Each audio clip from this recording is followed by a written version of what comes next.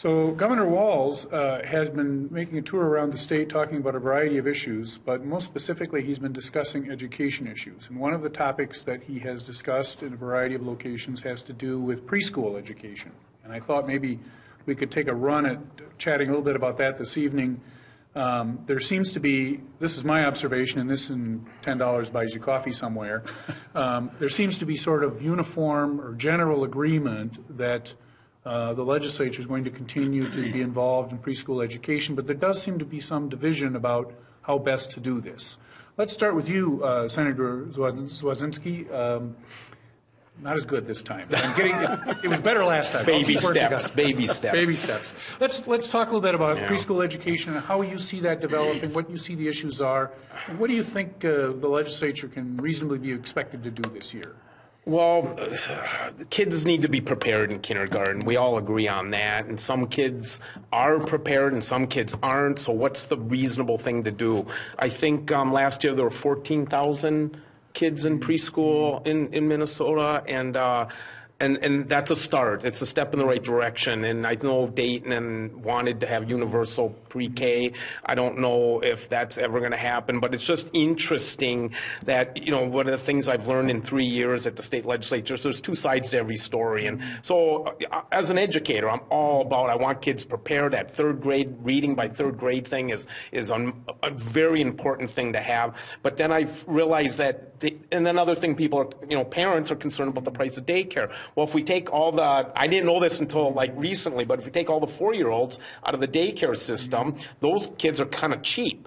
Mm-hmm. And so now the price increase will be on the K to 3-year-olds. Mm-hmm. And that's one of those. Require more care, so correct. More expensive. And so it's like the unintended consequence of a noble attempt of universal pre-K kindergarten. And so there's things that happen, but I think we all want the kids to be prepared for kindergarten, however we can do that.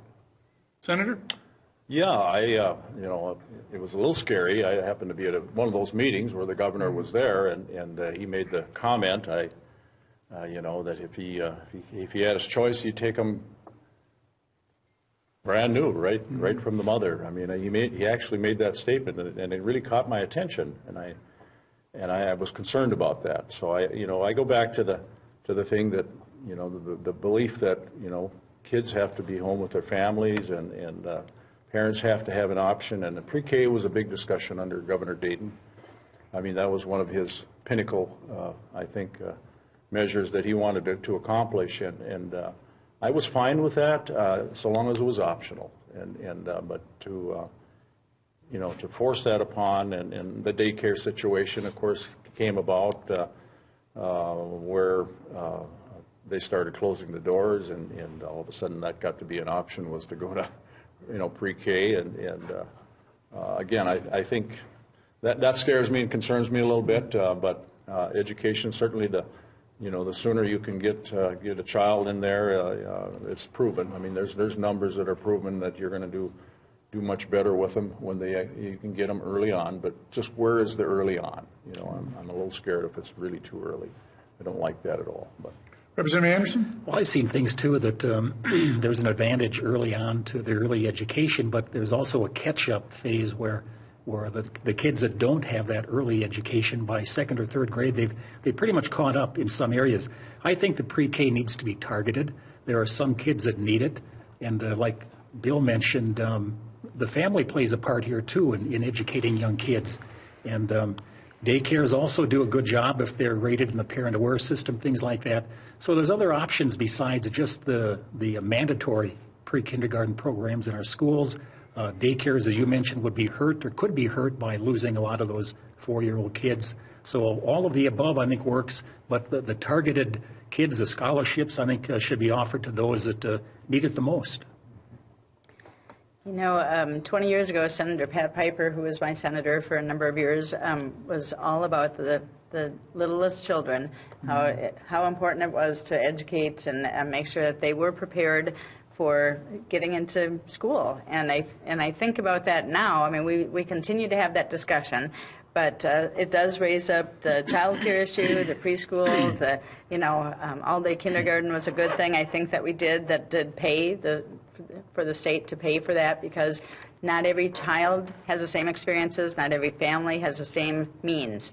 And we need to do what we can to make sure that our children are able to come to school prepared, and that if they do, that helps all of us, because it just lowers taxes, it lowers crime rates, many things are beneficial when we have our youngest children educated. So I think that we do probably have discussions around what's the right age and how is that going to be done.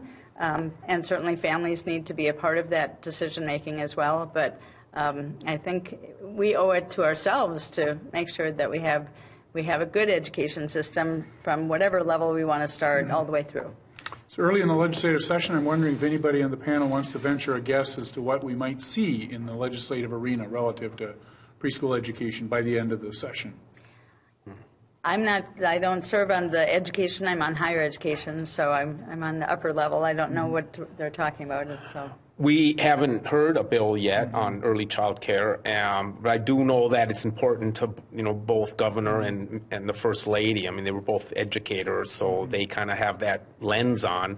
So I'm hoping for some really good education results coming up. 3%, 2% on the formula. It was a good start, and so I'm pretty hopeful and optimistic.